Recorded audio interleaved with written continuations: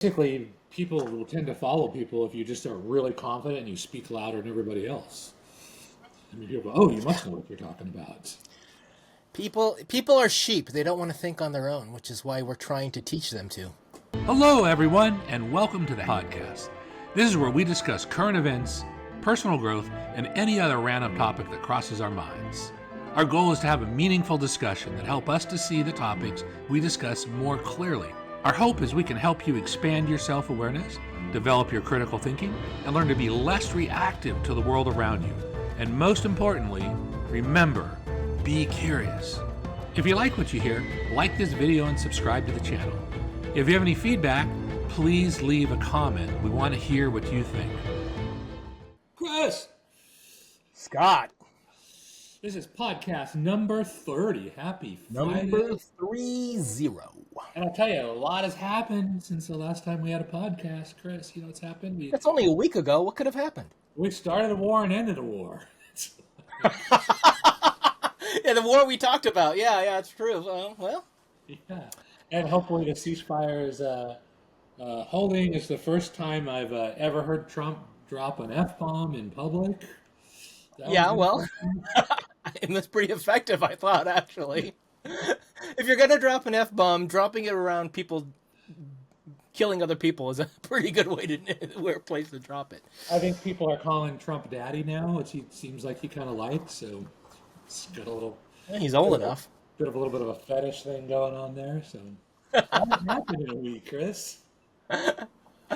Oh boy, yeah, no, that was an interesting thing. It played out a lot the way that the optimists were thinking it might, and yeah. I don't know. I don't know what this says. Are political people who study this stuff really good and know what's going on, or is this just lucky? No, I don't think they know what's going on. I mean, they think. I listen to so many people talk, and they've got so many theories, and just a lot of nonsense, basically. Just like we're going to do for about the next hour and a half. Just a bunch of nonsense. Then we need to go get their jobs and get paid for this, then, the way they do. Yeah. That's why I said in my little speech today I gave that, basically people will tend to follow people if you just are really confident and you speak louder than everybody else. I mean, people go, "Oh, you must know what you're talking about." People are sheep. They don't want to think on their own, which is why we're trying to teach them to. Yep. Yeah, that is. I think our podcast has become more and more valuable. We're in the process of rebranding it, moving away from hands-on logos, which most people think is, "Oh, so you make hand-drawn logos?" And I'm like, well, no. Hand-drawn logos. We do something even better than that. So we're going to rename it, right? What's our podcast name? How to Think Better? How to Think Better. We're in the process of rebranding it. And what else did we do this week? Oh, I don't know if you made it or not, but we turned ourselves into two babies. That was kind of cute. Very nice, actually. Oh, we got to put that up. Yeah, we got to put that up. No, that hasn't gone up yet. That's just in our... that was in that little feature that said animate, so we animated ourselves as the two little babies. Yeah, we'll babies are very popular right now, and that's a general thing in marketing. Just a general tip in marketing. If you can ever bring a baby or a dog into your marketing, doesn't matter if it applies or not, people just go nuts over it. There is a function to animate us as animals. We could try that one. That's a little weird, I think. I don't know about that. Well, so would a dog. I mean, I'm assuming you meant a talking dog when you said dogs. So. No. I'm talking about traditional marketing. You bring a baby or a dog into it. You've seen it on Shark Tank. They'll come in, they'll bring a dog, and everything just shuts down. No, that woman who wrote that book, Cues, she said that, because her company does research on these things, and they said something like people who brought dogs onto Shark Tank had 22% better success in getting a deal. Maybe, I don't know if it was 22%, but it was a number like that, and it was like, oh, okay. Because everybody's like, look at the dog, and then the sharks will come over and play with it. And they're like, oh, wait, okay, hang on, let me get back. We got a show to do. Sorry, but let me get refocused. They just can't help it, It puts you in a good mood. Yeah, puts you in a good mood. So anyways, that's what happened. So what are we going to talk about today? Oh gosh, what is there to talk about? What is there not to talk about? I don't know. I haven't really been paying attention to what's going on much. I think I told you I did a deep dive this week. Spent way too many hours on chat, asking it to train me or asking it to test my AI knowledge, and specifically from a strategic viewpoint, not from Oh, like there in the you go. weeds implementation. So I said to Chat, you are the foremost AI expert in the world, and Mhm. I need you to test my understanding of AI from a strategic viewpoint. Wow, Right. awesome. Okay. And so he came up with a bunch of questions, of which I knew about half of them. Yeah. Right. And then it explained the stuff I didn't know. And quite often it's stuff you know, you just don't know the terminology for Yeah. it. So that was a big part of it. Then the other thing is that one of the questions that was interesting was, how is AI harming people? Hmm. And I came up with a couple of ideas, mostly about job loss and stuff like that. Yeah. But then it said, yeah, good point. And then it came up with like 12 examples. And I Mhm. said, I don't agree with those examples. Yeah. Let's go through them one by one. And this is why it took 3 hours of interaction. Hmm. And it would say, okay, like the first example was, and it was like a hospital case situation where they're using AI to either approve, I think it's to approve diagnoses for patients. Okay. Very good. And so what'll happen is it says, okay, this person's been diagnosed with this. We need to approve whatever we're going to do to treat it, blah, blah, blah.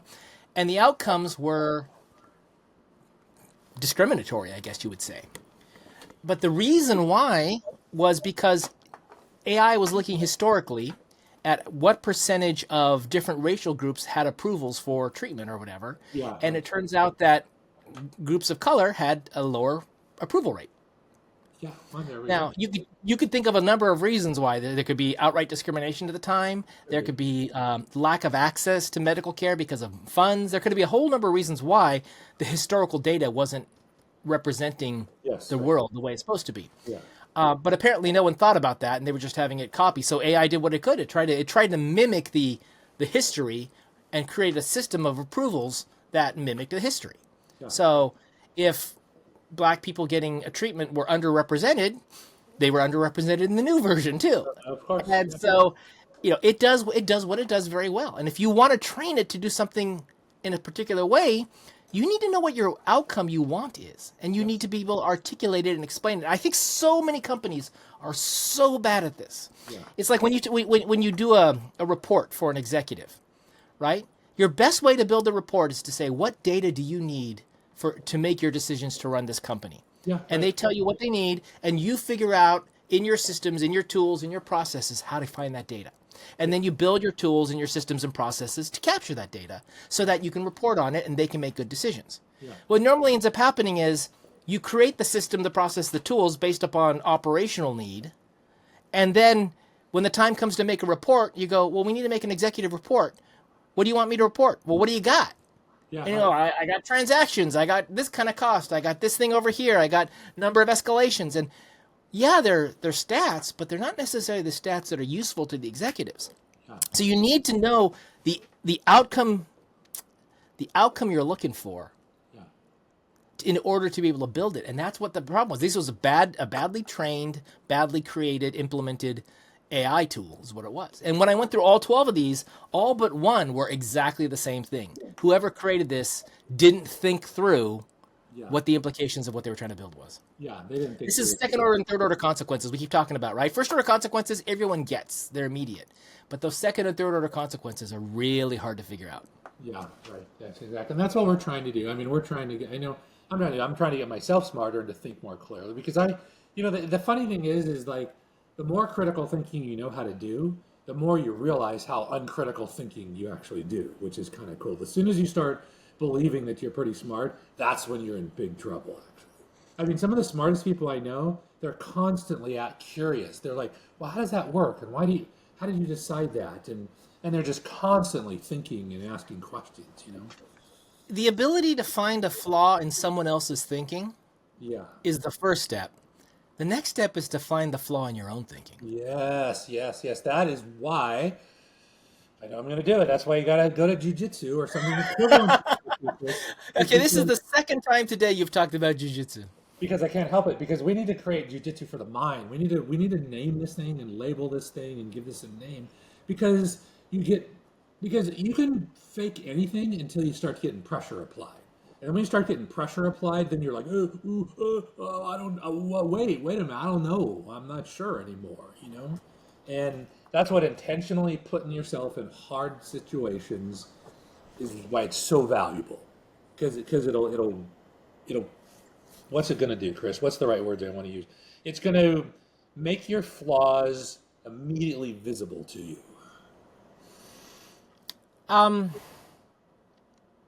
Yes, and it gives it to you in a way you can't ignore it. Yeah, no, you can't Right? ignore. Because that's the thing with facts today is people are so able to blind themselves to facts, Yeah, ignore the ones they don't like or that don't fit into their worldview, and just latch on to the ones that do. And with something like that, if you're sitting there and you can't move because somebody's got a grip on you and you can't do anything about it, it's kind of hard to ignore that you're in that situation. I mean, I guess you could go into La La Land and just hope that nothing bad happens, but really, it doesn't allow for that. Not if you want to move. Not if you want to get out of it. not even, and it's so crazy because I've done this. My master just he toys with everybody. It doesn't matter who you are. He'll just toy with you, right? It takes away all your pride and makes you very humble. And he's not even doing it hard on you. He's just like, I don't even know what he's doing. He's just so aware of 3D space. He's so aware of how you move. He knows what you're going to do 5 moves before.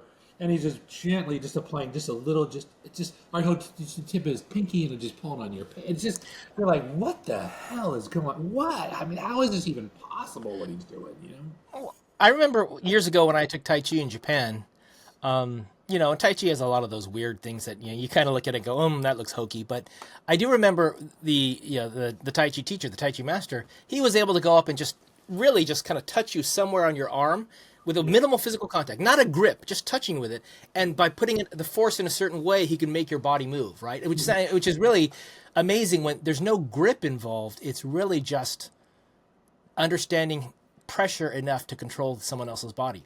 That's kind of amazing when you think about that. Force vectors, because he knows how much friction there is. He knows how much pressure. He can just angle the force vector. One thing you said is he knows 5 moves ahead, and I'm gonna ask you to think about that. What does that mean? He knows 5 moves ahead, and how do you think that works in the head?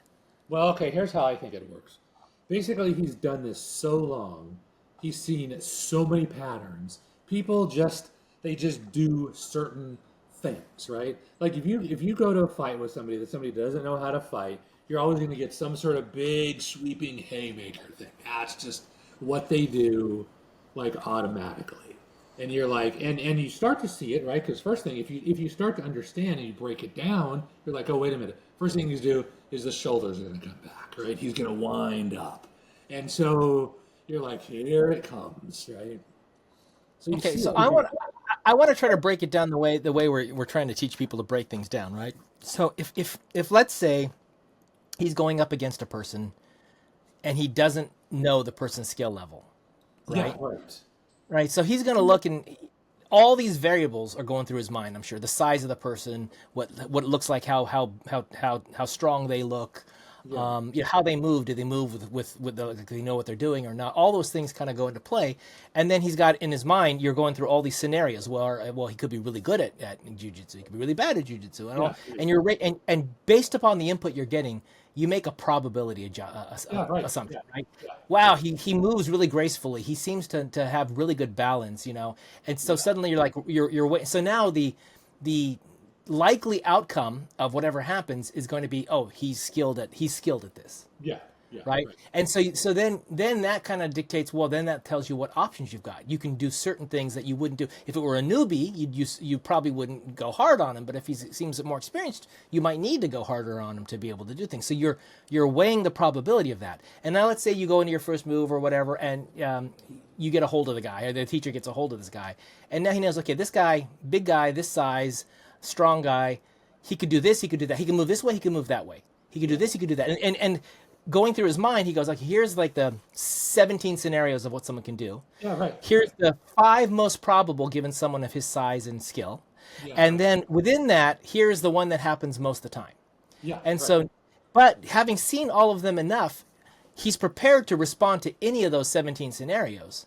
Yeah. It's just that it's more than likely it's going to be one of these 2 scenarios over here that's likely to happen. Yeah. So you prep for that, right? So it's not really that he's able to see the future. It's through probability, through experience, and then through experience being able to judge the likelihood of something happening, you can best prepare for it. And once in a while, you'll get caught by surprise. But generally, that experience, that knowledge, that wisdom, all builds together to give you that ability to pretty much prepare for the most likely scenario. Yeah, yeah. I mean, it's basically just the way AI works. I mean, AI in the simplest sense is just pattern recognition. It just gets trained on massive amounts of data, and so it knows if it's right in a sentence, more than likely, given the previous 22 words, the next word's going to be this. Yeah, but there's a very different aspect to what I'm talking about to what AI does. AI is going to look at what's the most likely next token, next Right. character, next word to put in, right? What's happening in this process is the individual is actually looking at different scenarios. AI looks for the most probable scenario and poses it back to you. What I'm saying here is he knows these are the most likely scenarios and order ranks them. And I think this is how when you look at something that you don't know the answer to, or when you look at something that you're questioning, you need to put like, okay, the most likely scenario for the answer to this is A.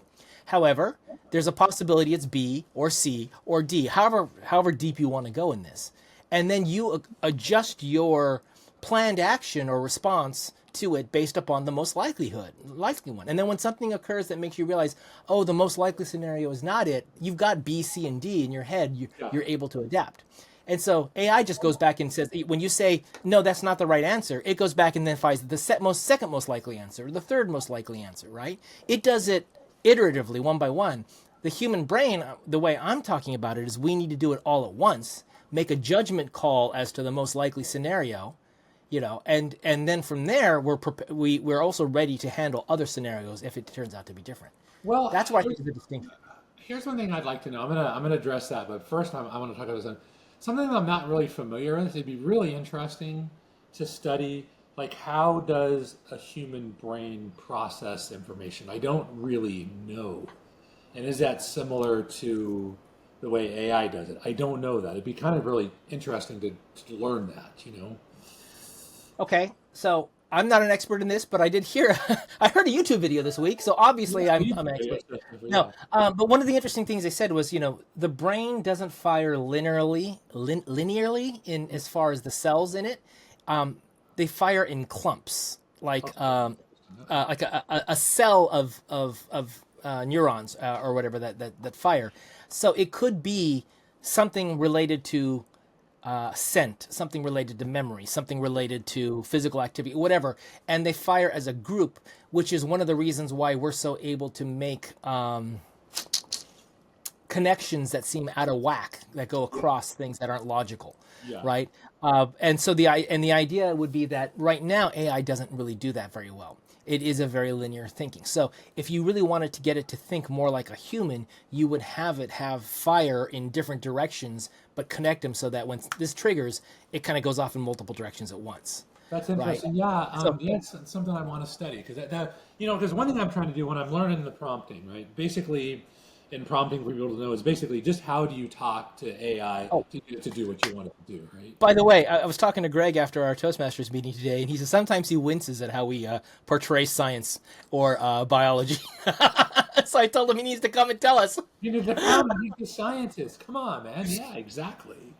I mean, there was nothing better in my mind than somebody teaching me a new bit of information. Yep. There's nothing better for me. So where was I going with that? Okay, here. So I'm going to take this a little bit different direction. So if you talk to pretty much anybody, but let's say you're talking to a Navy SEAL, right? In fact, I have a class taught by a Navy SEAL, and he's a sniper.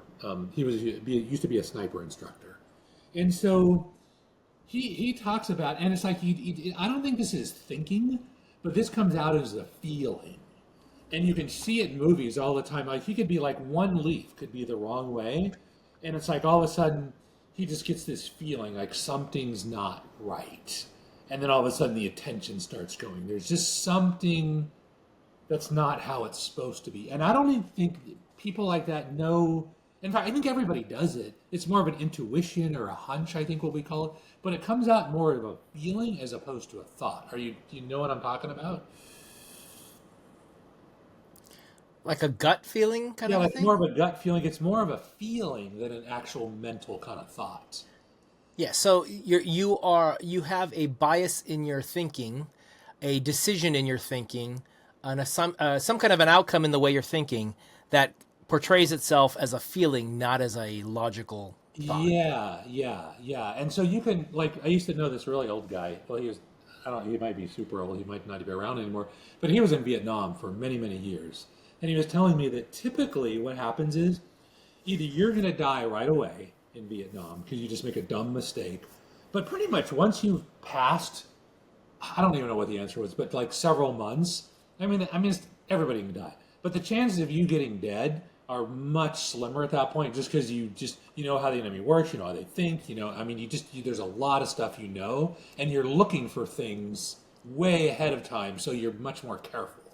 That's how child mortality was, right? You have very high mortality in the first year, pretty high mortality in the first 5 years. And if they made it past, this is historically like hundreds of years ago, if they made it past 5 years old, there was a good chance they'd live till adulthood. Yeah, yeah, because they've either they've They've gotten learned through the dangerous time frame. Yeah. or their just body is designed, just their DNA. It's just whatever it is, but they're like they know what to watch out for. They Oh, I know think the Vietnam issue is that there's a learning curve, and it's a very strict learning curve. And if you don't have the skill set or the mindset or whatever it takes to live through that learning curve, you have yeah, a high percentage of dying. yeah, right. The environment will just you're just not tuned for the environment But what is it? What is it? So how are you tying that to the feeling thing?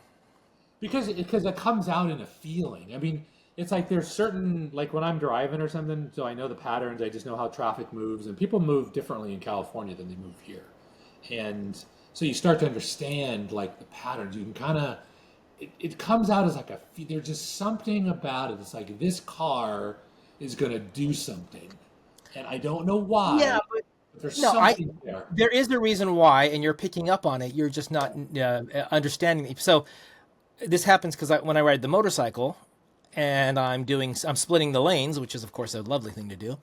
And I'm riding along, and I see a car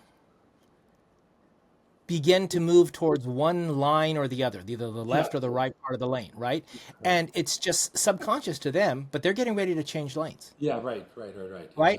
Or I see them look in their rearview mirror. Yeah, there you go. Yeah, Whether they see me or not, I don't know, but they're looking in their rearview mirror. These are actions that someone takes before they're going to actually commit to doing something. So yeah, I know right there. Now, I would state, oh, I feel like this guy's going to come over, and it could be wrong, yeah, right? right. But I'm reading the cues, so there is reasoning going on there, Yeah, but it's happening at a conscious level, a perception, different level. subconscious, barely. I mean, perceived, but not the focus, not focus level, but kind of like what's the term? I don't have my focus on this, but my body's my senses are reading this. Yeah, yes, exactly. Right. And if you're and I think that can be fine, but then somebody like us will want to break it down. It's like, okay, wait a minute, what exactly happened? Let's go back and replay that. What are exactly and you're right, it's like, ooh, I saw them just take a quick little glance at their mirror. And I'm like, okay. People don't do that because you're so used to the pattern. You're like, people only do that when they're probably going to change lanes, right? Yeah. So the other thing, and then so how can you adjust for that, right? You can get out of their blind spots, and there's other things you can do. Yeah, right. But I think one of the things now that's actually using input Yeah. to subconsciously or whatever out of your perception to be aware, and that's coming through as a feeling. What about when someone makes a decision based upon a belief or understanding of the world? So, like, I believe that people are basically good. Okay, gotcha. So let's say, okay, and so there's a scenario here where something bad happened. Yeah. Do I default to thinking it was likely just a mistake because because people are generally good and no one would make that bad decision, or do I default to thinking that everyone's bad and therefore this is probably a nefarious act by someone, right? And It's depending so on this is your training, is right? this a feeling that's causing this? I feel like there was no malintent associated with this, Yeah, right. or I feel like there was a nefarious intent associated with it. Is that a feeling? Because technically, it's a logical flow based upon this belief. Now, whether the belief is logical or not is not being called into question.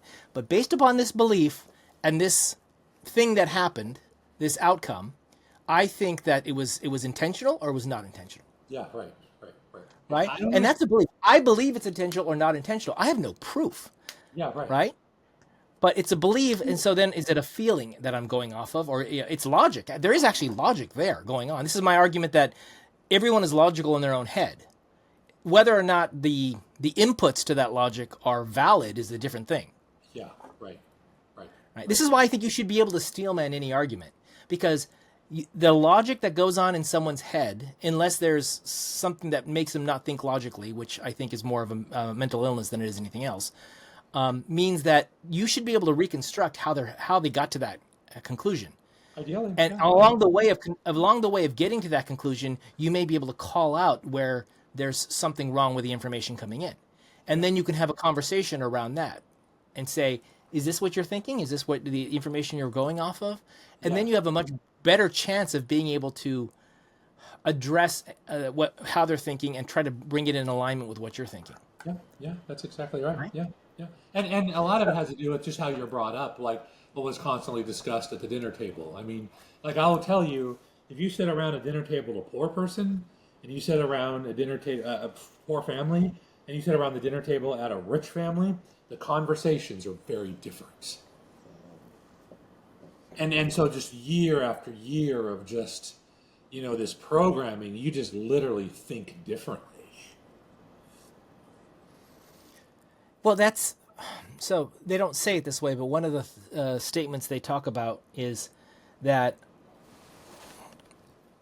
middle class or educated, I should say, educated families where the parents went to college, Yeah. their kids hear like 3 or 5 times as many words in their life by the time they're 6 Oh, than okay, someone there who you goes go. from, Yeah. from a lower income, lower educated family. Just because of the amount of talking they do, the vocabulary they have, the word usage, and by itself, being exposed to 3 times as many words actually has an impact on the way you think. Yeah, yeah, it's interesting. Yeah, yeah, it's fascinating because it's just a different environment, different messages are constantly. And I know the human brain from a marketing standpoint. All you've got to do, if you want somebody to believe something is true, just keep repeating it over and over and over again, and they'll just view it as truth. And Trump is the master of that. Yeah, yeah, he's very good at that. Yes. Yep, yep. No matter what anybody else said, we wiped out. They're years behind in making a bomb. Don't care what anybody else says. I don't care what report is read. This is the truth, right? It's funny that you could say something that isn't true, but if you say it with so much energy, the truth actually gets tired before the falsehood does. People get tired of saying the truth faster than people who know that they're not telling the truth get tired of saying it. Yeah, yeah. And this is just how the human brain works, and that's why, as a society, we're heavily manipulated, and we're not even aware of it. It's all the marketing, all the signs, the messages. We're just bombarded with messages. We're not even aware of how much it impacts us. So how do you become aware of it? Oh, I think you can become aware at certain levels and this is why I'm still hung up on this principle that some people don't think, and I still think maybe I'm right, is you learn to do the attack and then you get better at defending it. So there's a story, right? So a lot of times my wife and my ex-father-in-law went out to a movie. And I've been semi well trained in subconscious advertising, and it was the funniest thing. I'm like, Subliminal messaging, yes. subliminal messaging, right? So there was a message that popped up on the screen in the movie theater. It was like half a second or a second. It was a little picture of Coca-Cola popped up, and I kid you not, less than 2 seconds later than that, my father stood up and said, "Man, I need to get a Coke. I need a Coke." And I'm like, "Do you know that they just popped that up?" They said, "No, they didn't." And he argued with me. No, it did not. I'm like, "It came up. I saw it." He's like, "Nope, your brain screwed up. I need a Coke." And I'm like, Well, at that point, I realized, oh my God, this stuff works. now, if you go to the idea that they, what was it, subliminal messaging used to be, 24 frames a second, and they took one frame and turned it into whatever advertisement, but it went by so fast that your attention didn't see it, but your mind did. Your eye did see it. Yeah, right. Yeah. Right. Yeah. So it's just interesting. So I think when you start to learn these techniques and you start to use them offensively against somebody else, now you become much better at defending against them. Okay, but let's say it is subliminal messaging and it's done so well that you don't see it, you don't catch Yeah, it, right. right? Then And good you're subliminal messaging is stuff that you aren't going to you don't identify the messaging, right? not even Bad aware. subliminal messaging is when you go, oh, they're trying to manipulate me. Yes, But right. when it's good subliminal messaging, you don't even realize they're You don't even manipulating you. realize So what do you do to control that? You really can't unless you get smarter, right? You need to get around the right group of people that's the game they play, right? They figured it out. Well, so you stop consuming stuff where they use the subliminal messaging, I guess would be one way. But my other thought was you ask questions. So you say, I really need a Coke right now. Yeah, right. Well, why do I need a Coke right now? Yeah, right. Yeah. So what happened? What happened? Why do I want a Coke right now? Yeah. Or do I really need a Coke right now? Right? There's a number of ways to ask the question, but it really is an awareness of what's happening currently, and saying, and then asking, is this really what's supposed to be? Do I really want to go get a Coke at this moment? Yeah, right. Right? And why? And if the answer might be, yeah, I do. Okay, go get the Coke. But the thought isn't to dismantle the subliminal messaging, but to question what's going on so that you can best make the decisions that you want to make. Maybe you decide, you know what? It's just a deep level of thought that it takes a lot of effort to do that. And the vast majority of people will not do that. And it's hard to do it all the time. So this is Yeah. one of the things when you mention that all of us are biased, right? And that we all have, and we're all being controlled. You say I'm being controlled, right? And I can argue with you that I'm not being controlled, but we know at some level there is a control, right? The things that control the masses may not control me, but there's some way to trigger me or to control. Yeah, And absolutely. anyone who understands it can probably figure that out. Yeah. But I guess the idea is, how can we minimize that, and can we ever get rid of it? I don't think we can control. ever get rid of it. I think the thing is, though, you just got to get smarter. You've got to learn frameworks. And I'll view a framework as like a pattern of thought or a series of questions you ask that will help inoculate you from these decisions, actually. And so you Things that trigger. In this case, it was triggering your desire for a Coke. In a road rage incident, it's triggering your desire to yell at the guy for doing something stupid, right? So I think it's subliminal messaging is relying on triggers. Yeah. And so you need to start questioning what your triggers are. Yeah, absolutely. Yeah. Look at your behavior and then maybe write it down. And this is why journaling is so important, and it's especially a powerful tool for me. Like if I get frustrated, I'll just write it down, frustrated on this, and this is what I'm thinking. And I think I mentioned in a previous podcast, like sometimes I'll get emotional. And what I need to do is I need to go someplace, I need to get an unsweet iced tea and a yellow pad, and I write it down like in a math formula. It's like, okay, Shelly, which is my wife, just said this something to me. And then my immediate thought is she's trying to manipulate me. And my thought is like, and she hates me or whatever. I'll just come to some crazy, stupid conclusion, right?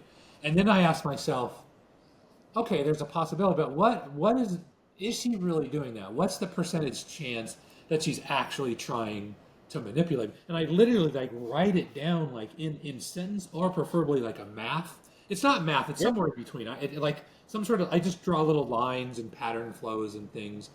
And then I'm thinking, I don't think that's true. I don't think that was her intent. I don't think she was actually doing that. I think there's something inside of me that I got triggered in some kind of way. And so I can sort of self-inoculate myself if I spend enough time thinking about it. So you need to do it faster. That's a hard thing to do. So you need to do it faster, so the amount of time it takes for you to get there is less. Yeah. And ideally, you need to block the initial negative thought with a chance to think. If you can, you got to slow it down. Yeah, you got to slow down that. That's why if you have a road rage thing, it's like you're going to get some kind of signal, right? Typically, you're going to have a certain feeling in your body, and then you're just going to lose control, right? And how much control you lose, that's a different thing. But you're going to lose some kind of control. And if you can be aware of that and pause that just right before you do that and think, I think that can be helpful. And this is why Jiu-Jitsu is so powerful, because you get to practice over. They just keep applying pressure and pressure and pressure and pressure and pressure. And eventually you get inoculated from it. And you're like, oh, just because some dude's laying on me doesn't mean I'm going to be dead, right? And then they start teaching you little tiny things, right? Like even the littlest thing. It's like if somebody's on top of you, don't have both shoulders pinned on the ground. Just do the slightest movement. Just get even a little bit of hip, or you can even take just the tiniest bit of pressure off that one bit of shoulder. Now I can ease the pressure even in the most tiniest bit of way, which gives me just a little bit of time. Or maybe what it does, Chris, it gives me just the ability to be able to take in a little bit more breath at that moment, right? Because my lungs aren't quite as collapsed, actually. Just a little bit. And now in that little bit of time, I can stop freaking out. I'm like, okay, what's my next? Okay, maybe I go a little more, right? Or I do a little of this. Or maybe what I do is I take a quarter of a second and I just test their balance. How strong is their base, right? Can I take their base away? Can I move out from under them in some way? And you just do this over and over and over again. You start to get better at it. Until the master does it. And then no matter what you do, it doesn't matter because he's so freaking good at it. But staying... Because the body has a fight or flight reaction, right? It's gonna send adrenaline or whatever into you, and your body's gonna want to react in some way, right? I'm assuming, I don't know, is that what happens when you get pissed off at something, or is there an adrenaline surge that happens? There's some chemical that happens because you typically lose control. A lot of times people get red in the face. I mean, they have a physical reaction to it. They'll start sweating. I mean, yeah. Their hands will start shaking. So if that has to happen regardless, then what happens after you get the biological spike? Well, it doesn't have to happen regardless. I think it's a choice. You don't think the biochemical reaction has to happen? No. Okay, well that's interesting because I thought I got the feeling in what we've argued in the past that you had said things that made me think that, because you were saying every time I tried to say control your feelings or don't have feelings or whatever it was that I was trying to say, you said, oh no, you have to let them have their feelings.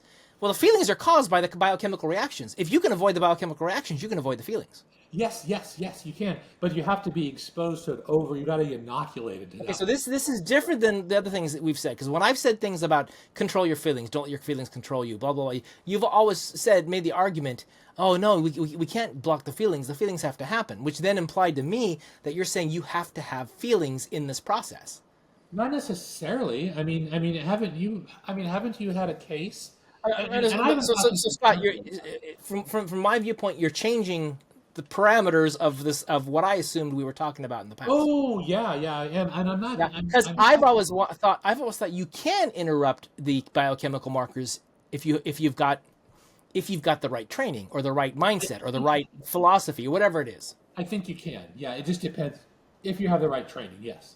Well, we were talking to Brian, and we was talking about when they have to dress up in riot gear and stand on the street, and they're being yelled at protesters. He goes, and they yell all kinds of horrible things at them, right?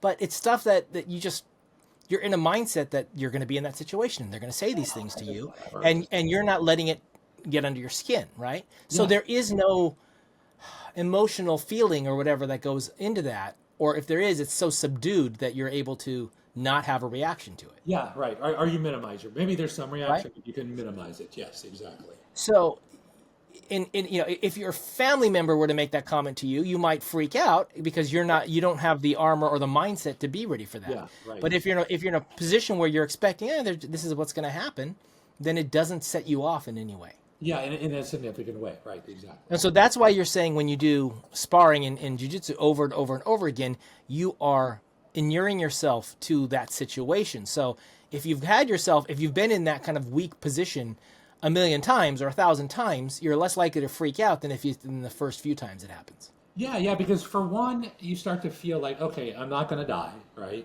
I mean, this is not going to kill me. It's super uncomfortable. I can't breathe. It's this, but look, I'm not going to die, right? So... And then you start learning little tiny techniques, how to ease the pressure just a little bit. And some of them are so subtle, they're just these tiny little movements.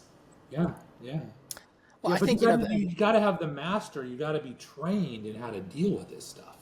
but isn't that really a mindset? It's a reset of your mental state, I think basically. so. Yeah, I think you're operating under a different framework. Right? You're operating You're under not assuming you're powerless. You're not assuming that you're gonna get that badly hurt. You're not all these things that were in your mind to begin with. You've somehow trained out. you've trained out. Yes, yes. Right? True, And so true. that's in essence what's happening here. So when someone says something political or something that's supposed to trigger me, I think about it and go, why? Either I'll question, why am I feeling this way, or I'll say, what are you trying to make me feel? Why did you say that? Which is the most common thing for me, is like, you said something odd. Yeah. Why did you say it that way? Am I supposed to feel a certain way? And it's usually they're trying to drive a feeling. They're not trying to drive a thought. They're trying to drive a feeling. Yeah, yeah. And so there's a guy like this Vietnam vet that I talked about. He was my coach for a while. And he reframed things in the fact that, let's say somebody's going to hurt him or somebody's going to attack him or somebody says something rude to him or something like that. So in his mind, this is what he trained his brain to do. He rubs his hands together and he's like, he would literally speak out loud. I mean, not in this shit, but to me, he's like, playtime. Because now we get to play. He goes, this is going to be fun. Like, where are we going to take this? And I'm like, what an interesting, just different perspective. And he's like, so basically our brain is, you have some sort of stimulus coming in and you have a program that does something. And he goes, you can change that software. You can change it. So, Scott, have you ever put together some complex piece of furniture or equipment and you get 99% of the way done and you realize you missed a part and you're going to have to all take the things time. apart, Yeah, exactly. right? And so that feeling you get of, crap, that was a waste of time. Yeah. That kind of you feeling down, I don't want to do this anymore, right? Yeah, right. But you've got to then get in the mindset of, I got to do it right, so I'm going to take it apart and put it back together, right? Yeah. That sense of, what is it? The sense, the feeling that you failed, in essence, right? I got to go back to whatever. Yeah. That is part of building resilience, right?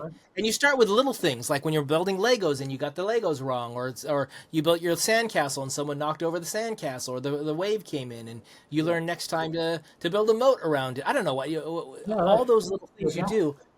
They help you learn, not just more information, which is a powerful tool, but how to plan next time for that, or how to adjust for that, how to mitigate for that, right? Yeah, These are all things that hardships, small and big, all teach you this, right? You don't want to have too many big hardships in your life because the likelihood is that one of them might break you. But if you have a lot of little hardships or a lot of medium hardships and only the occasional big one, there's a good chance that you'll come through it stronger. Yes. And so this is the problem that I've got with so much of what we do today is we try to minimize these hardships that we never would have thought of as hardships in the past, and now they are hardships, right? It's like, oh my gosh, and we talked about binge TV watching, right? It's like, I can't put up with the stress, the anxiety of having to wait an extra week to watch my favorite TV show, or I can't put up with the anxiety of not being able to eat my favorite food tonight, so I'm going to call Uber Eats and get them to send over my favorite food, and it's like, you know what? I get that you want what you want, and to a certain extent that makes sense, but maybe there's a certain amount of just toughening up you should do. Absolutely. So you don't always get what you want when you want. Yeah, exactly. It's like, and so we get so used to it. Like, so I've been using ChatGPT a lot, right, lately. I probably have on it a couple hours a day. And I'm starting to get the feeling, oh my God, if this thing got taken away from me, this would really suck. It's like, because I don't want to write my own paragraph. I mean, I don't want to have to write this stuff because it's hard. I can just do a little prompt, boom. Like, I know when I was out in California, I saw one of my chiropractors that I used to see, and she wanted me to write her a little testimonial, a Google review. And I'm like, oh crap. And before I'd be like, hey Shelly, can you write this? Because I don't really know how to do it. Or I'd struggle through it, it'd take like an hour. So I'm like, boom, go up to chat, boom, pop, out it comes, paste it in, boom, done actually. So Scott, that goes into this thing about ChatGPT users getting dumber. You used it in the dumb way. Yes, absolutely, actually. So I guess the idea here is when you're using something like chat, it's a really powerful tool. Any of the LLMs are a very powerful tool. Right. How you use it dictates whether or not you're getting smarter or you're getting dumber. Yeah, it's a tool, just Right. like anything else. So Yeah. if I'm just going to produce, I need to write something and I don't want to write it. I don't care about the quality of it. Yeah, right. Then I tell chat, write this up, make it Yeah, look like this. Right, exactly. Boom, boom, it's good, right? Yeah. And I put no thought into it. Therefore, there was no growth on my side, right? Right. But let's say you wanted to make something powerful and meaningful. You wanted to write in a way that Shakespeare would have written, or Henry James or some other famous writer, right? You want to be able to come across like Emily Dickinson and have it be poetic or something. Then that's going to require you to do a lot better prompting and a lot more interaction. A lot more work. Right? You can say, I want to write a Google review as the poet Emily Dickinson, Emily Dickinson, right? Who was obsessed with death, and I want to write this in a positive way. But I want it to be kind of Pollyanna in the feel, and suddenly you start adding nuance to it. That actually takes thinking. Yeah, it takes right. Yes, right. And so the prompt you build is going to be more complex, and you're probably not going to finish with one prompt. You're going to try to refine it and say, that's too many words. I need you to get the same impact with less words, and and pretty soon you end up with like a 5-word review that's like a masterpiece. Yeah, right. And I commonly, what I do now, Chris, in doing that is I'll shift models. I'll use 4.0 to get a basic one. That's a good idea. I use different LLMs. I actually use Claude and Chat and Grok and Perplexity and Gemini and whatever else out there. Yeah, I need to start doing that more. And then I know, like currently, right now, like right today, 4.5, which you have a limited access to the $20 plan, but it's kind of known for a better ability to write just a little bit. So I'll kind of save those things and I'll just use the 4.5 if I have something really important, because I know you get a few. Scott, go test Claude for that. Okay. Really, I mean, I'm more impressed with Claude when it comes to certain nuance to the output. Yeah. Okay. There you go. That's a good point. And then I'll go on to, like, if I'm doing something technical, I'll go to 0.3, right? Because I'll be like, oh, this is a little more technical, and it takes a little bit of time to think. So I'm starting to become a little more nuanced in the fact that now I'm going to start using different, models. And then what I'll start doing at some point is I'll start automating these things, and then I'll have this thing write it, and I'll have another thing critique it, and I'll have, can you make this stronger? And I'll feed it back and forth, and maybe I'll come up with something stronger. So I ran into a problem with the way Chat was processing something this week. So I was doing that scenario where I was going through those 12 different ways that AI, or 13 different ways that AI is harmful. And so I went through each one, and it was an interaction. It was probably several pages per interaction that I went through. And at the end, I said, okay, I want you to create a summary document of everything we talked about, bring out all the bullet points, all of my points that I made. And it created something that was just place fillers. It says to be filled, to be filled, to be filled, to be filled. So no, that's not what I want. I want the actual details. I want you to go back, scrape through what we talked about on your side and my side, and write down After 4 or 5 interactions, it did 1. I said, great, now let's do 2 through 13. Yeah, right. And it froze. And it just sat there. It was working, but it wouldn't do anything. Yeah. And after, a couple of hours, a guy came back and said, what's going on? He goes, I'm still working on it. Okay, after another half hour, I came back. I'm still working on it. Yeah. So after about 4 hours of letting it do its thing, I said, what's going on here? Why is this taking so long? Yeah. And he goes, well, it's trying to build it all at once. Okay, yeah. And so whatever it's trying to do, it's trying to make these longer and longer token strings of trying to figure out what goes next, what goes next, what goes next. Right. Yeah. And I'm like, okay, no, let's break it up. Do each one individually and aggregate it at the end. Yeah, right. Yeah. And it took a few interactions to say that, but I had to give it that logic to say, no, they don't need to tie together, Yeah. Yeah. Yeah. So, because remember, it's searching the internet for all the different potential next tokens. So then by doing that, it was able to finish it much more quickly. It only took seconds after that. But the fact that it got into this loop thinking that it had to do everything linearly for a final product that had 13 pieces. Yeah. And I'm like, no, there's 13 pieces, and all you got to do is aggregate them at the end. Yeah, right. Makes a huge... So that shows you an interesting limitation on how it thinks. Well, and that's interesting. So I think the way I'm thinking about this is the better I can understand the model and actually how ChatGPT works, the better my prompting will be to control it. And there's also, and you can use different models to check it out, but there's also, if you're using it in the consumer area, not going through an API, it has some limitations, and it has secret prompts that you don't know about to sort of set some guardrails around things. So if you want to get better answers, you can go through and access with the API where some of those guardrails are removed, right? And you have more. I can't remember. Like, I'm just babbling at this point, but like in the model used, maybe it only has like 32,000 K of like memory you can use. Where if you go into the API, you have like a 1,000 times that much, so it can do more stuff with it. And so as I start to understand this, I kind of know like the environment I need to set up for it to get the answer I want. I'm helping it think in some way. Mm-hmm. And it literally started to become an extension of my brain, right? Which is interesting. So I'm losing the ability to think in certain ways, but I'm starting to think more advanced in other ways. And so it's an interesting thing, right? So it's interesting. Yeah, it's a different it's a different tool set. It's a different Right? tool. Yes. So when you don't have certain tools, you learn to use the tools you've got. Yeah, you got to make them work. When you introduce new tools, you Yeah. spend the time to learn those tools, and the older tools you use less, and you probably drop in proficiency on those tools. Yeah, right. And so if we think of thinking as a tool, as well as AI as a tool, Yes. you got a brand new tool that you're able to leverage to do a bunch of stuff, and in the process, you're changing the way you use your existing thoughts, your existing tools. Yes, and if you're smart enough to realize that I'm just a tool like every other tool, and I've got limitations just like everything else, you can start to compare things like, okay, that's outside my area. I don't perform well in this environment, so I need to stick here. This is what I know. So I don't like calling people tools. In Yeah. this case, I think it strips out your individuality. But I think all the things you do, all the skills you have, all the knowledge you have, those are tools that you have in your toolkit, right? Some people went to college and studied one thing. Some people have PhDs. Other people have been doing something for 20 years. That level of knowledge is a tool.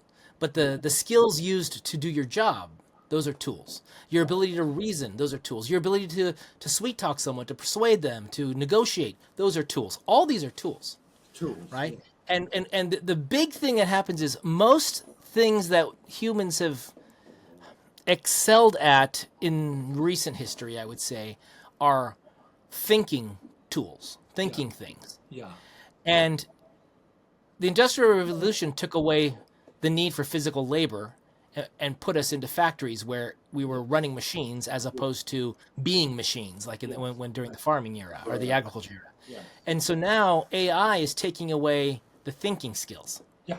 Yep. That's And it's going to start with the easy ones that don't require much complexity. Yes. But it's going to get to the point where it's going to go to the complexity. So suddenly, depth of knowledge is going to become less and less important because AI has the world to look at. Yes. AI is always going to be a better SME. Well, not always, but in one context, will know more, and from that perspective, will be a better SME. Being able to call up the right piece of data is a different thing. But that would be. So now what ends up happening is the skill set to blend across subject matters becomes more and more critical. Yeah. And AI eventually will learn that too, but at the moment, it doesn't. Yeah.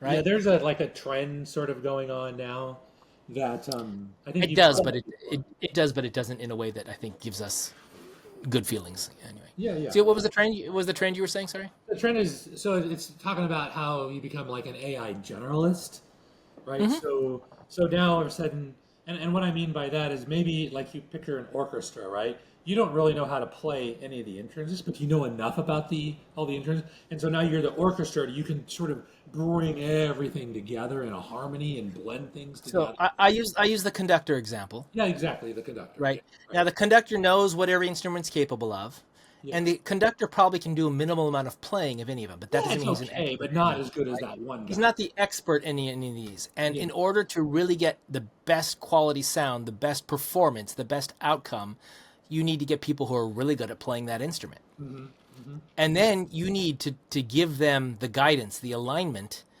to make sure that they work together and that the outcome is actually something that blends everything together and doesn't allow them to stick out individually. Yeah, exactly. It's beautiful. It's kind of like a great chef, right?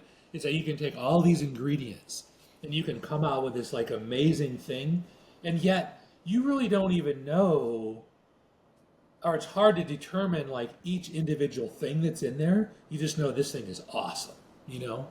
And he may have a little bit of salt, a little pepper, a little bit of spicy, a little bit of this, and you're like, I don't even taste that, but I just know it's really good, you know? So this dude just somehow put it together.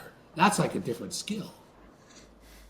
It is, and it's a skill that unfortunately has gone down, I would say.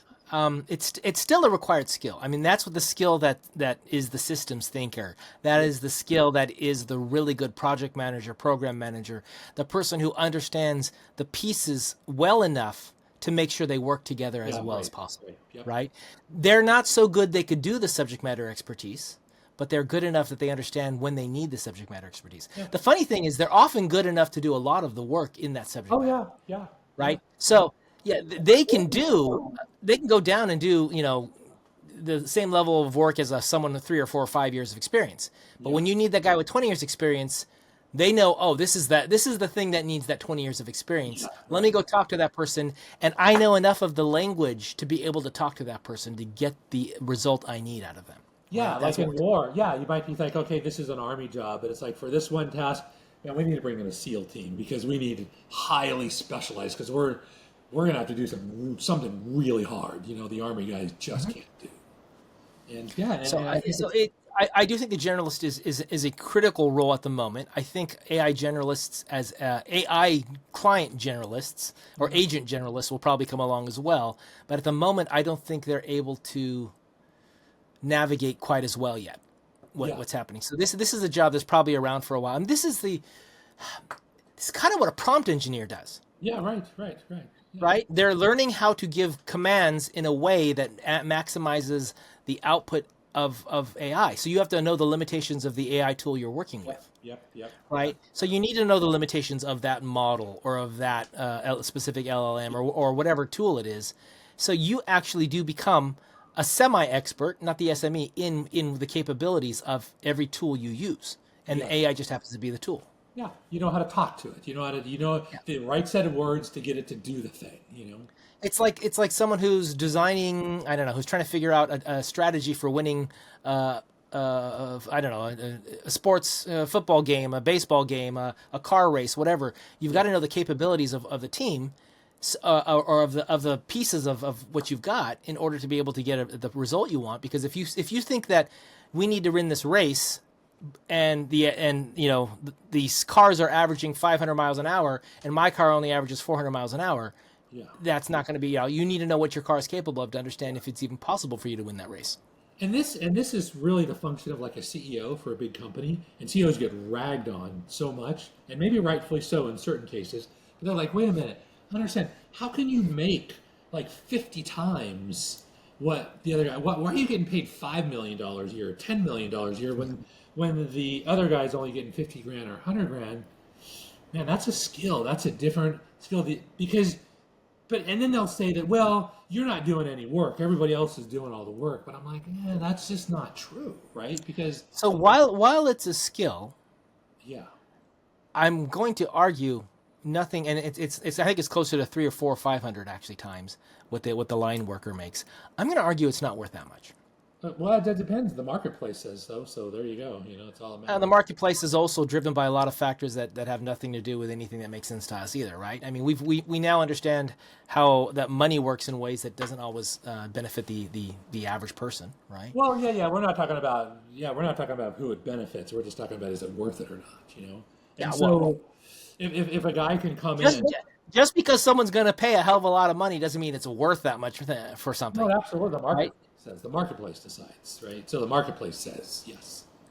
So let's say you got a CEO coming in, pay him $100 million a year. I don't know. It's the marketplace. I don't think it's the marketplace. I think it's the boards themselves who decide a lot of this stuff. No, and even when the shareholders say don't pay this much money, they often do pay that much money. They had that going on just this last week. I forgot which company it was, where the shareholders all said no, don't pay the guy the $50 million a year that you promised him.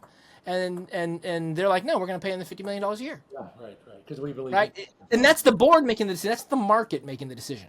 Yeah, well, I mean, you could argue the market's making it because ideally they get paid by the market thing, and then they just. I don't think the board is the market. I'm sorry, board is a bunch of rich people who have a lot of access to being able to control these things, and they're part of. If you told me that the people in the company voted for it, if you told me the shareholders voted for it, that would be a different thing.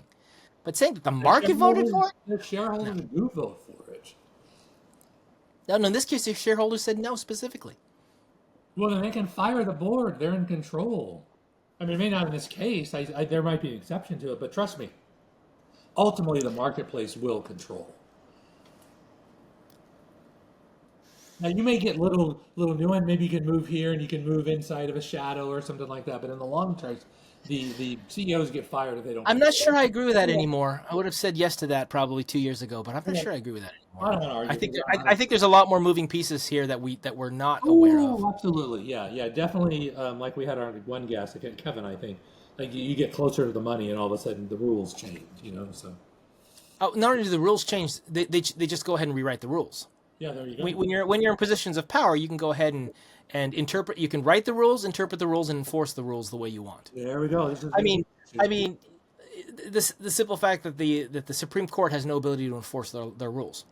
Yeah, when you say no ability, I'm not sure, but I don't want to argue this because No ability, no, literally no ability. Points. They can't enforce it. Here's what I want to argue. I want to argue that the technique in Jiu-Jitsu where you do position first is critical. So instead of not liking it, just get in a better position. Position yourself in a better way. That's everything's about. Position first. So walk me through a scenario.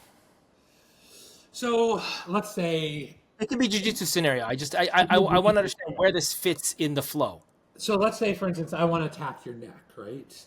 Now I could try to attack your neck from just about every position, right? But the reality is you could probably easily defend me and counterattack.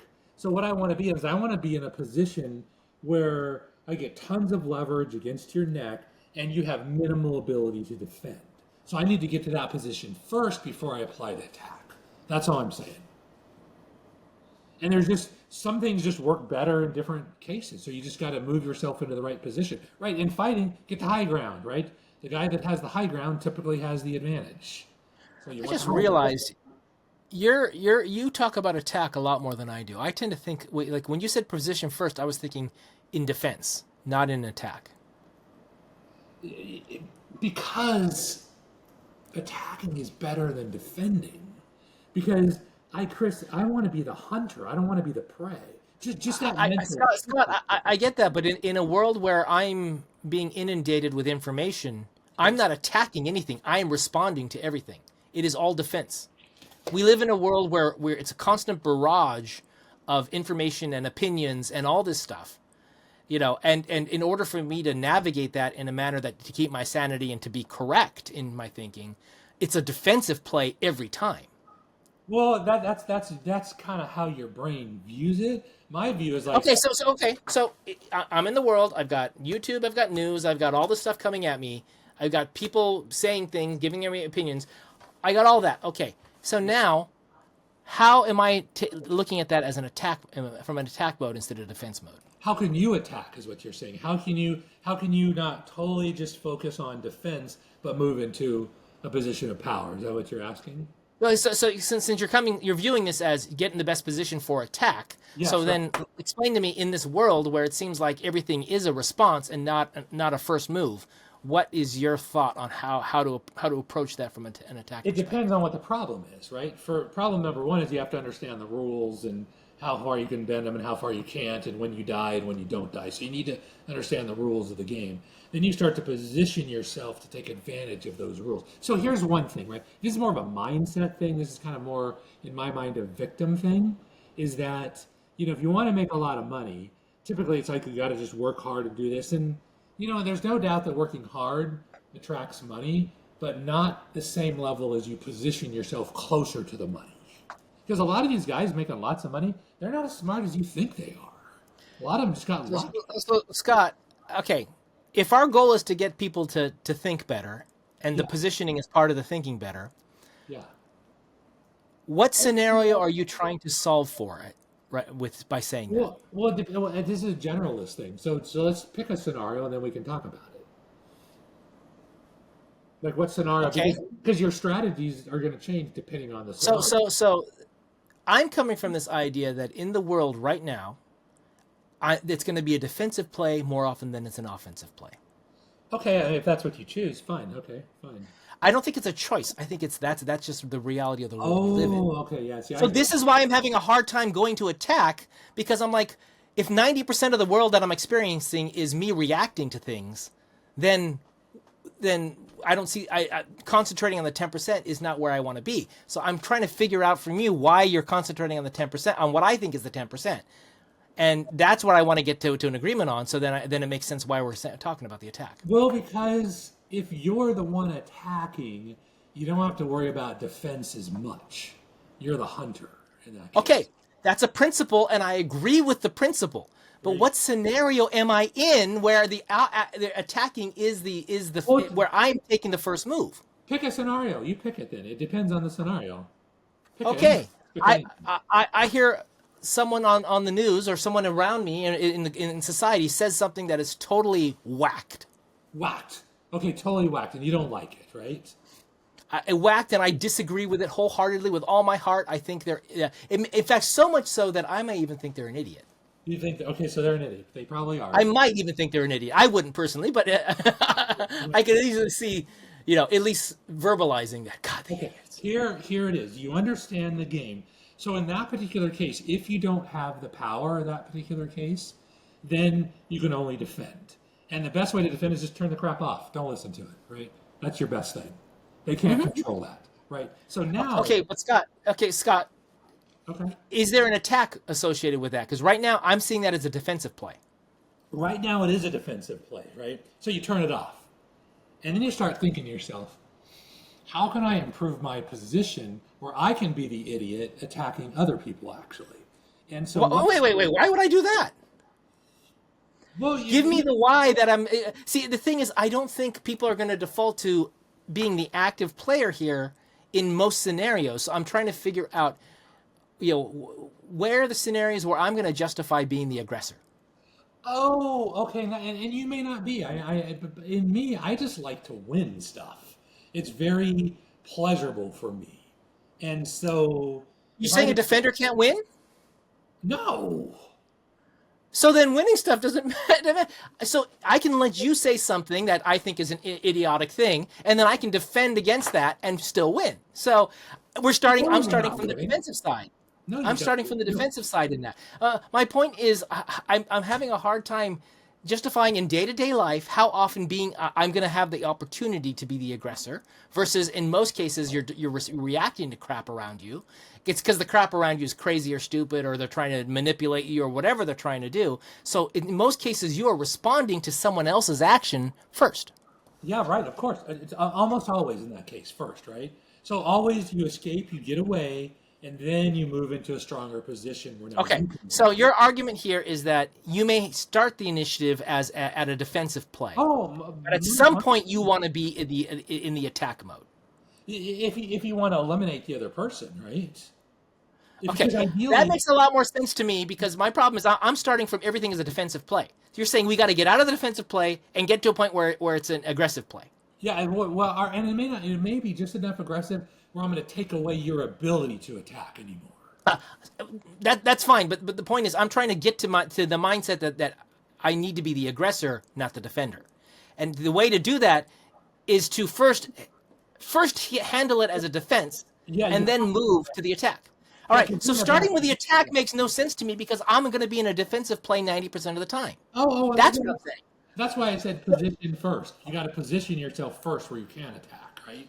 Okay, but if I can't get into a good position, I need the skills to get into a good position. So I need the defensive play first. So my concentration is how do I get past the crap that's being fed to me? How do I defend against the crap that's out there so that I get to a point where now I can switch and become the aggressor that you want me to be? I'm not saying that's my concentration. That's and if we can't do that, you'll never be the aggressor. Well, then in that particular case, and I don't necessarily want you to be the aggressor. I'm just saying I think it'd be a good choice, but you get to decide whether you want to or not, actually.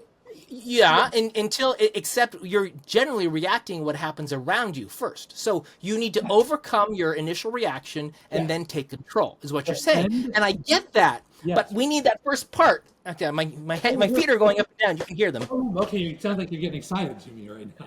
Yeah, So because to me, that's the first step, is getting past your initial reaction, because in most cases we are reacting. 100%, 100%. If you're responding from an attack, right?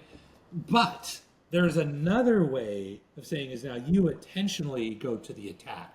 There's no immediate danger for you. Now you're sneaking up on somebody, you're infiltrating something, you're using some sort of manipulation techniques to move yourself into a better position so you can attack. So when I start in an attack mode, and I'm not defending first to get to an attack mode, Yeah, right. what are the scenarios you can think of in day-to-day life where I might want to start in an attack mode? Let's try to put that into perspective where someone might be doing that. Well, let's say you need more money, right? You need some more money because Okay. you got a bunch of bills and you're kind of in trouble and your wife's griping at you and you Yep. can't like buy your kid. And I know that well, believe me. Okay, you know that well. So you can constantly move into a mindset of I got to defend, I got to defend, I got to defend, I got to go. I can probably survive, I can keep it. But there's a point when you say, you know what, I'm tired of defending. I want to win this game, right? And so winning means I need to get a lot of money. So now I develop a strategy of not just defending, but then trying to move myself into a position where I've got strategic advantage against this thing. And All so right. Well, that you was just hard. started. You just started with defense in there. So I'm saying we're not addressing defense right now. We're not talking about building a defensive capability. You're going straight to attack. Okay. So I'm giving up the argument right now that we need to solve the defense to attack part. That to me is more important as far as getting someone the skill set. That's the first skill, is to not be in the defense anymore. But let's assume. Yeah. So what I'm trying to do is get you to be able to articulate. These are scenarios in which you want to be the aggressor. These are scenarios in which being the aggressor is helpful to you. These are scenarios where, that's what I want to hear, because being the aggressor usually means you're making the first move. Right? And most of life, the problem is this, right? Most of life happens to you. It depends on who you are, right? Maybe to you. Hey, Scott, I'm making a generalization. Depending on who you are, because it's just the exception. Most of life happens to you. No, I'm not going to buy that. I mean, but not in my mind. I mean, If I go out and talk to most people, the things they initiate on a day-to-day basis versus the things that happen to them on a day-to-day basis, what do you think the answer is? yeah, I will say that. So when you say life happens to you, that implies all. Now, if you change it to say most people, Scott, I didn't say all. I said most. Didn't you? Most of life happens to you. I said most. No, you didn't say that. Not originally. I'll Scott, you can rewind it. I said most of life happens to you, and I will bet you money on it. later. But regardless of that, most of life happens to you is the comment I'm making. Okay, in that case, that's a different argument. Now, you do this commonly, actually. It's not a different argument, Scott. We'll go back and look at it later. No, So we're gonna do just that. give up on it now, because I'm saying most of life happens to you. Right now, When you go back and you feel chagrined because you realize you were wrong, we'll talk about that later. But most of life happens to you. So the situations are, in most cases, people are going to be responding. So where are the situations where they're going to be acting out? And that's why I want you to be able to talk to it. So we go, that's why the attack is important. That's why the positioning is important, right? So yes, we want to empower people to take action on their own. So we can talk about scenarios like that, right? I want to be able to articulate that, because I think that's where you're concentrating your mind right now, not addressing the it just depends defensive on who part. you are. Are you are you a lamb or are you a lion? Right? What's your DNA? It doesn't matter. The scenario is the scenario. When is the No, scenario? No. It matters. Scott, It's Scott? all that matters. Are you a lion or are you a lamb? And Matt, that tells everything.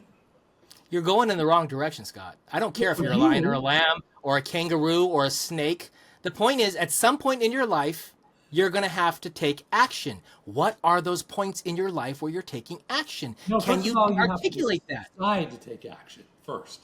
And if you can't decide that you want to be a lion, then you'll never. All right, Scott, what are the situations in which you decide to take action?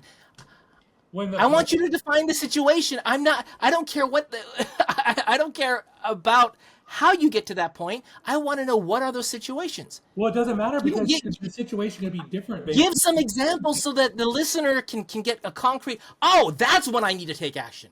Start with one. I don't care. I can't tell you when you should take action, I guess. That's the point. Give me one as an example, and we'll build off of that. Okay, so when you get so fed up with something that you're not willing to make it anymore, and what the threshold could be different for every person. It could be different. Sure. And so at that point, you decide, it's like, man, I need to take some action. I'm sick of being the target. I want to start shooting at the target this time. And that's probably the most important decision. You have to decide. And it changes for everybody. And then, now it's like, I may want to be the lion, but maybe I'm not a lion, so I don't have those skills. So I need to learn and develop those skills ahead of time. I mean, if you get in a fight... Okay. No, I get your point. And I'm trying to lead you to where I think you're going on this. What does it mean to build those skills? I don't understand the question. I think what you're saying is you want to put yourself in the best position possible, and building those skills is one of the ways you get yourself in the best position. Now, when you say you, are you talking about me specifically, or are you generalizing everybody? I'm generalizing because you were basically saying that you want position's critical in the attack. This is what you do. Hang on, just a second. We got to stop this, right? Because in that case, you implied everybody, and then you go back and say most people. That's how you change. In this case, I'm implying everybody. Yes. Okay, everybody. Okay, so everybody's not the same. So everybody. What does that have to do with the idea of what I just said? Because different people are going to behave differently. What does that have to do with what I just said? That's black and white thinking. What do you think I just said? Please restate what you think I just said. You implied that it was everybody was in the story, and everybody's not going to behave. Continue that thought. Everybody is... Whatever you just said, I don't know. You keep changing things around. So. I haven't changed anything. You said before you can do that, you need to develop these skills. Is what you said. Before you go into the attack mode, you have to develop skills. Okay, and so what I'm trying to do is tie it back to the idea you said earlier about position being critical. And I said getting a good position implies having the tools, the abilities. So those skills that you're talking about developing are about getting yourself into the best position possible. That's all I said. Those are different skills. There's skills of positioning, and then there's skills of attack. And a lot of times they'll go together, but they are distinct and separate. Now you're splitting hairs. I'm going with high-level ideas here. I'm not going with specificity on this. So the high-level ideas are you want to be in the best position, which means you need to build as many capabilities to get to that best position possible. Yeah, that's different. I'm trying to take it up a level and not confuse people by giving them, well, sometimes it's this and sometimes it's that, and you might have an attack skill and you might have this position skill. I don't give a fuck about that. Well, what I'm talking about is the highest level of understanding that you are trying to build the ability to be in the best position possible. And I don't know that it's that skill. It's more of a desire. It's just how your DNA works. Some people want to win, and some people are okay with losing. It's just how you're made. What are you saying? I don't understand. So, what does it have to do? What does it have to do with winning an argument? Because you gotta want to win first. Okay. The desire to win. So if you're going to go on an attack, the likelihood is you would like to win. Yes. Okay, so we're already in the mode where you've already filtered out for the people who want to attack. You're in a point where you want to attack, which means you probably want to win. I don't know why you're saying it depends on your character. It depends on your character if you get to this point. Yes, but you're at this point, Scott. You've made the point. You're fed up with life. You decide it's time to go on the attack. I'm going to do this, and position's important. Well, I don't know why you keep hemming and hawing. I'm trying to build your side of this argument. I'm going to go back and replay this thing, and I'm going to break the argument apart, which I think would be super. Because this is what we're going to start doing. In fact, we can continue this if you want. But I think one of the things we need to do, Chris, is we need to replay these scenarios because now we're both emotional. You're normally I'm the emotional one. This time you're kind of like I don't know, like somebody pissed in your Wheaties this morning or something like that. I don't eat Wheaties. Okay, whatever. No, Scott, what I get frustrated is you seem to not be holding true to any thought along the way. I'm trying to build on a particular thought, and you decide that I'm trying to do something different, and so you spin it in a different area. And so what I'm saying here is you talked about building skills. Yeah, right. And I said, oh, that sounds like it's something that gets you better positioning, is what I'm trying to imply. And then you said, oh, but some skills are about positioning and some skills are about the attack. Right, exactly, yeah. Okay, I didn't even talk about different types of skills. Distinction. Well, it doesn't matter if you talked about it. It's like you're trying to figure out what my position. I'm like saying, hey, Chris, no, there's different skills, right? There's the sneaking up skill and there's the shooting the dude skill. Different skills. Okay. Radically different skills. So you can't lump them together. So in other words, getting yourself in the best position has nothing to do with skills, or it has to do with certain skills? Certain skills, different set of skills. Okay. Launching a skill. Hey, sorry. By the way, I didn't say what kind of skills there were. You said you were the one who mentioned skills, and I just latched onto what you said. Different skills, different set of As soon as I repeated what you said, you decided then it was wrong. So that's why that's what's frustrating. So all right, so you need certain skills to position yourself. Then what? Well, then you need to decide if you want to attack or not. Is it okay? good enough So you for decide you just to get away? Are you a zebra? Are you a lamb? I just don't want to be eaten. Or I thought you said we've decided to attack at this point. We? Who's we? You're so fed up with whatever's going on that you decide it's time to go on the aggression here. Is what you thought. I thought we were. Okay, so you want? I thought that's what you had said. Are you talking about me, or are you saying you generally for everyone? I said give everyone a general situation in which attack makes sense, and so you played it out. Something is going on in life, and it's finally gotten to the point where you decide you needed to be aggressive. Okay, if you're going to say that for most people won't do that. Most people are not hunters. So Scott? So if you're going to target out the small percentage of people that are actually hunters, then we can talk about that separate from everybody else. There's a big distinction. Okay, Scott, you made the argument about the attack. Yeah. And I was trying to say we need to talk about defense because that's where most people are going to be. You just reiterated that you're right. Most people don't have the mindset to attack. Yes, right. Why the hell are we talking about attack? Let's go back to defense. Because you're the one who brought this up. So you're saying it's important, so give us the scenario and talk it through. I can tell you keep trying to shoot it down before you even go anywhere into it. Because you've gotten to positioning. What happens next? Well, boy, you sound like you're kind of really upset or something like that. But that's because you're not keeping true to any thought here. You're just jumping everywhere. See, I think you're doing the same thing actually. So this is interesting. No, I really don't. I'm trying to follow your thought process here. I'm trying to give everything you're putting out here a place in the world for people to understand why you talk about this. Why do you think attack's important? In your mind, in your model, actually. So that's what about it? Yeah, I'm just telling you that's what you're doing. And so you're thinking in your model like everybody applies the same thing. You're making a really logical error. I'm trying to tie it to the audience to be able to hear it and why it's valuable. Yeah, attacking? Is that the particular question you have? So you brought up attacking. You wanted to go in the importance of attacking, and then you talked about positioning. So I went and said, okay, when are we going to be using that? And you said, when you decide to attack. I said, give me one of those examples. When you're fed up with something. Okay, you're fed up with something. Let's go. Positioning. Then you said, oh, we need these skills. I said, or the skill. Well, actually, I said, so those skills are part of positioning. And you go, no, there's skills for positioning and there's skills for attack. Yes. Okay, so then what happens next? Now you've got your skills for positioning. You've got the ability to position. And now what's the next thing? You go, well, you got to decide if you're going to attack. And I was thinking, oh, I thought we already decided to attack here. Not necessarily. No, I don't think so. I know that's what you said, but I don't think it's true. So most people, right? I think the vast bulk of people, they want to get out of the pain, but they don't want to degrade the other person in the fact where you can't attack anymore. That's a different mindset. Very different. I mean, hugely distinct.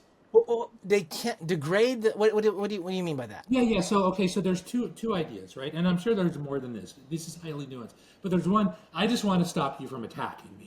I just want to get out of your line of fire, right? I want to stop you from attacking me right now. Now, there's another thing that I'm going to get out of the attack, and I'm going to counterattack you, so I'm going to prevent you from ever attacking me again. That's a different Scott, level. So the problem I have with this is you're assuming an adversary who's actively trying to oppose me. Yes, of course. Well, that's what we're talking about, right? No. If somebody's attacking, we're talking about situations in life where being aggressive makes sense. So that's going to eliminate future attacks. So if you're in a situation where you don't have a job and you're not making money, what are you attacking? Who is your opponent who's actively fighting you on this? Well, in that particular case, it's you. You're the problem in that case. Okay, yeah. So when you frame it such that there's an opponent that I've got to shut down their ability to hurt me. Yes. Let's talk about it. Yeah. I think in most situations where we're talking about being aggressive and taking control of things, you're talking about situations where there probably isn't an individual trying to hurt you directly. There's situational stuff. That's So a how do you different use this in scenario. that, right? This is where I think the value is for the listener, unless you think we're having a channel all about fighting, physically fighting. No, I prefer not to fight because there's always risk in fighting. Okay, so then let's assume you've got your scenario. You've decided it's time to act. You've put up with whatever scenario at work that or not having work or whatever that you think it's time now that being aggressive makes sense. So it depends. So So it depends, right? If it's a general, we'll just call it the enemy because I think in terms of this, right? So it's a general enemy. So the idea okay, is general enemy. you can get away from the general enemy's attack, right? You can kind of get out of their line of fire. And then the question is, well, can I degrade their ability to attack in the future? And if it's just out there, if it's like gravity or the ocean, good luck fighting the ocean. You're not going to do, you just got to get out of the way.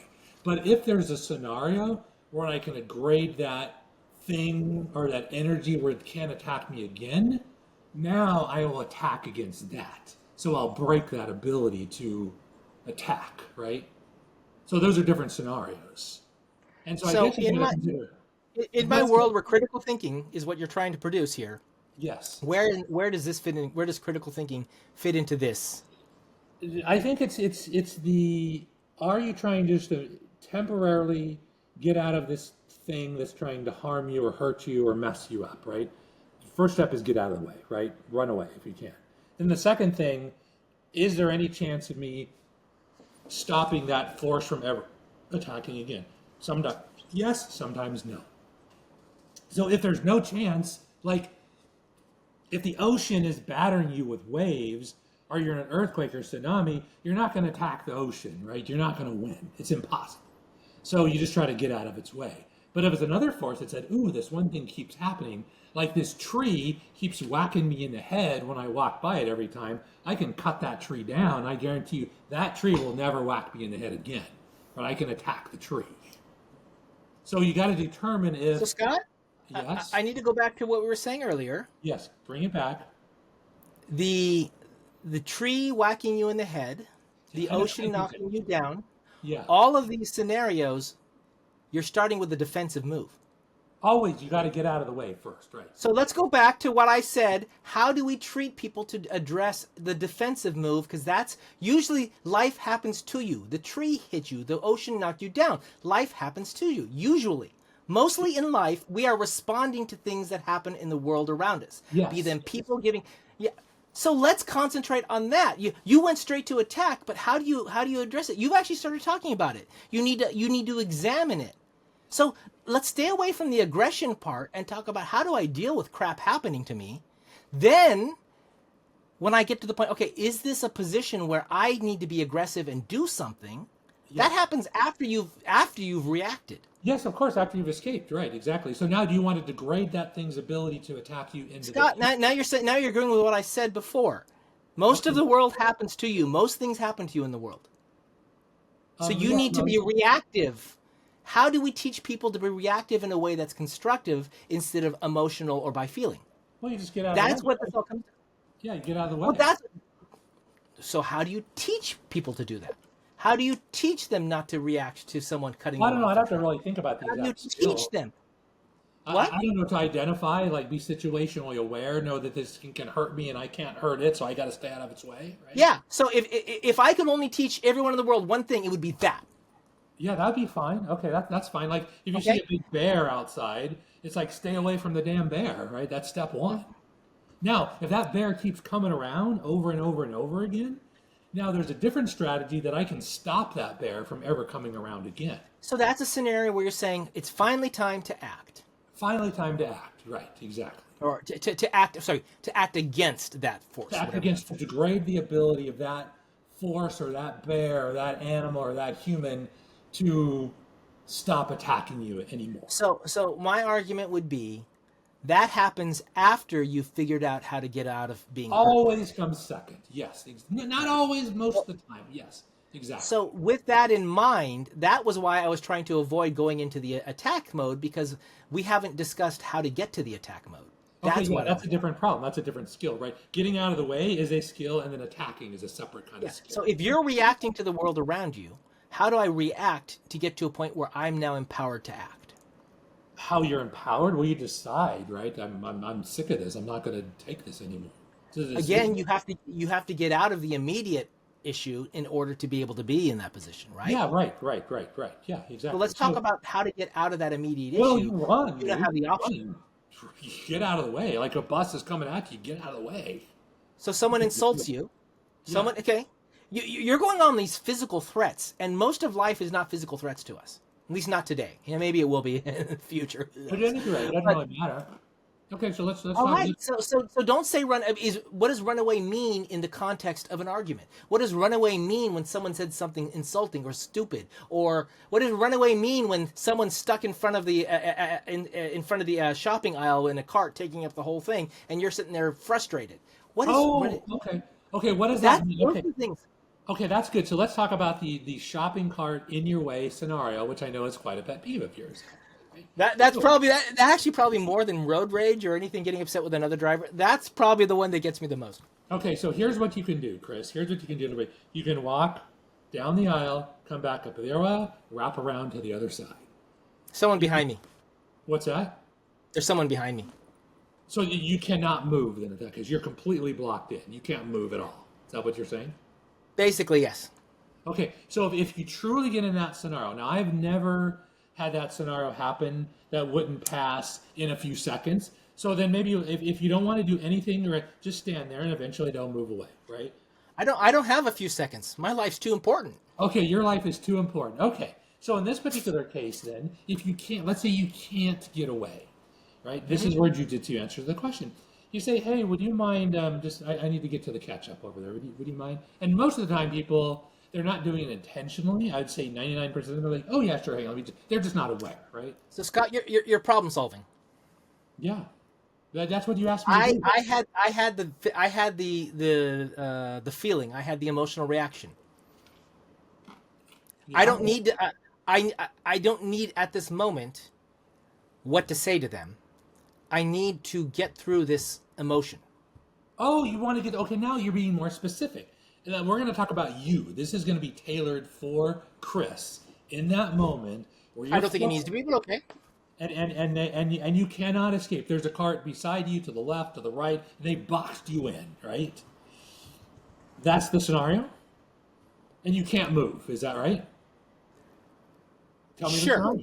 Okay, sure. I don't think it needs to be that specific, but yeah, sure. No, it helps because the techniques are No, going to be Scott, I'm going down the aisle. Someone's in the middle of the aisle. They're not attentive to the fact that people are trying to get around them, and I get a reaction of, "Gosh, they're inconsiderate jerks." That's your reaction, actually. Okay. My reaction. Yes. That's And the level of frustration goes up 2 notches or whatever. I don't know what. your level of frustration. So in that case, I'd say the first thing you can do is just take a couple deep breaths.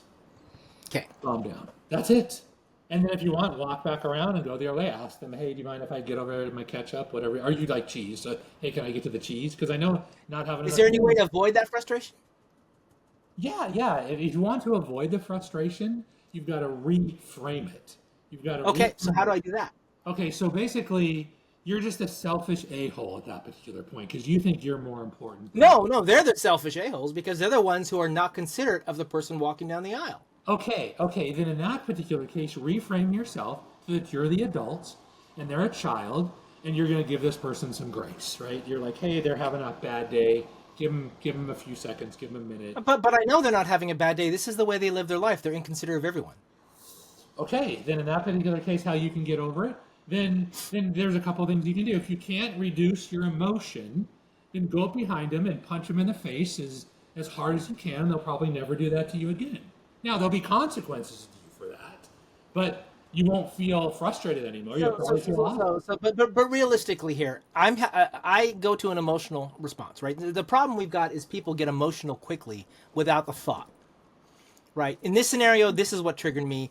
In some other scenarios, so Trump says something, Biden says something, somebody says something, and there's an immediate visceral emotional reaction someone has. Yeah, you got to train that And out. then biases the thinking that comes after. Yeah, right. So right. do we stop the emotional reaction and then try to fix the thinking, or do we try to minimize the emotional reaction Well, What is our goal here in a you try to situation? do both. I mean, this is a complex problem. I really need to sit down and think it through a lot. You're asking for a simple problem, simple solution to a very complex problem. I'm asking you. So this is where this is where I think the critical core framework to start our conversation to get to critical thinking It has to depends happen. on what your capabilities are.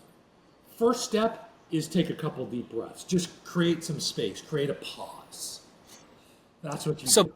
So let the feeling happen, but don't act until you take a deep breath. Yes. Okay. And maybe several deep breaths. Yeah, or count to 20 or 50 or 90 or whatever the Or number whatever happens. you want to do, because otherwise you may do something stupid that you're going to be regretful of later on. Okay. So you want to avoid that. So that's the shopping cart thing. Yes, exactly.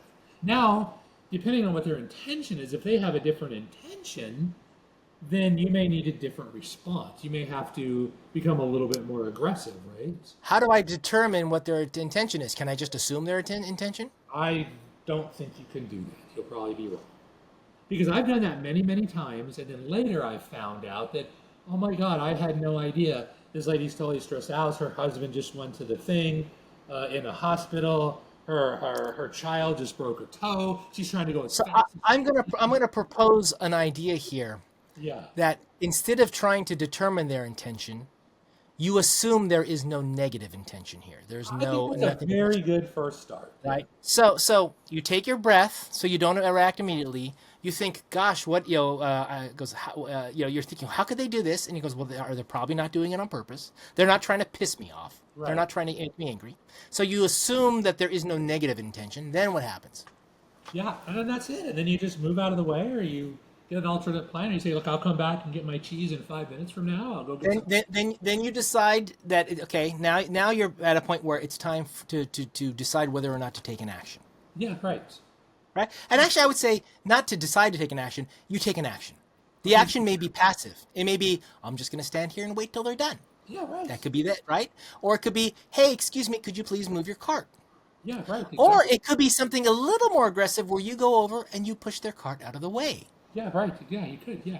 Right? So this is what I'm trying to get at, Scott, is the scenario to get to the point where it's time to act is to de-escalate in your body, in your mind, to a point where you can make that decision to act. Yeah. I mean, that's fine. Yeah, and so that's one way to do it. Another way to do it is go to jiu-jitsu class every day and get the crap beat out of you on a daily basis as you get the thing. So that if somebody's in your way in front of the cheese aisle for 30 seconds, it doesn't even bug you. It's like it's like whatever. I can wait here for 30 seconds. Okay, so let's extrapolate. What does that mean? What are you doing when you're getting beat up at jiu-jitsu? What's happening? It's in like your you're mind getting that allows- toughened up, right? You're getting toughened up. You're starting to realize that, look, just because the wind blows a little bit or I'm slightly hot or I'm slightly cold, it doesn't mean anything because I just got done from camping in a week in the snow where I was cold the whole time. This is nothing compared to that. So, in other words, get You reframe comfortable being uncomfortable. Yeah. Hey, and so And in this case, doing it, planning it, and actually having it happen, Yeah. because we have discomfort in life, and unfortunately, too many people are trying to avoid the discomfort in life. In this case, you're going out of your way to put yourself into discomfort by sparring, in this case, yeah. and then you're building a resilience to discomfort. Yes, of course. So that when you find yourself in a scenario where someone's got you waiting for no reason, you don't automatically go to escalating your frustration because you've got the resilience to say, Yes, you got it. Okay. And Chris, I've really got to go to the restroom. It's an emergency. So either we got to pause or we got to wrap this thing up. okay, let's pause it, and then can you cut it out? Or do you want to pause it? No, let's just wrap it up because you got to go anyways in a couple. I need to go in a few minutes, yeah. Okay, so Scott, go back and listen to it, and you'll find that I said most. And then the other things are, you'll find we finally got to the point where I was arguing from the start where we need to de-escalate before you can take action. Yeah, there we go. That's awesome, Chris. And I'll go back and do this. And then maybe what we can do is we can replay this little section and then we can talk about it. Because the problem is, I think, and I'm saying this for myself too, because I was slightly emotional because you were getting emotional, which is interesting because I was letting you control my emotions, which means I need to do a lot more work. I should have been just sitting back being entertained by your like emotionalness, but you got me riled up actually, which means you had control over me that I don't like. So I got to fix that problem. Yeah. Just like the lady in front of your cheese thing was controlling you. Cheese thing? What cheese thing? Yeah, I know how much you like cheese, right? You get freaked out if you don't get like 10 pounds of cheese in your house or something like that. Well, yeah, there's usually about 10 pounds of cheese in the Yeah, house. there you go. I mean, I think right now there's at least 10 pounds of cheese in the house. Yeah. There we go. I said you start to get really freaked out if you have less than 10 pounds of cheese. So. Yeah, but it has nothing to do with the cheese aisle's never that busy. It's the other aisles where people just stop in the middle. There we go. So, Okay. Or at Costco when everyone's going side by side down together, and so there's no two-way traffic. Oh, that's another one. Yeah, that's another one. Okay, these are first world problems, and we can talk about that next time. Maybe. All right. Good. I'll talk to you later. We can catch up later. I'm gonna head and stop it now. Okay. Thanks everyone. Subscribe, give comments, tell Scott how wrong he was in this argument because you know he was. Let me know how wrong I was. That's it. All right. Talk to you later. Bye. Okay, bye.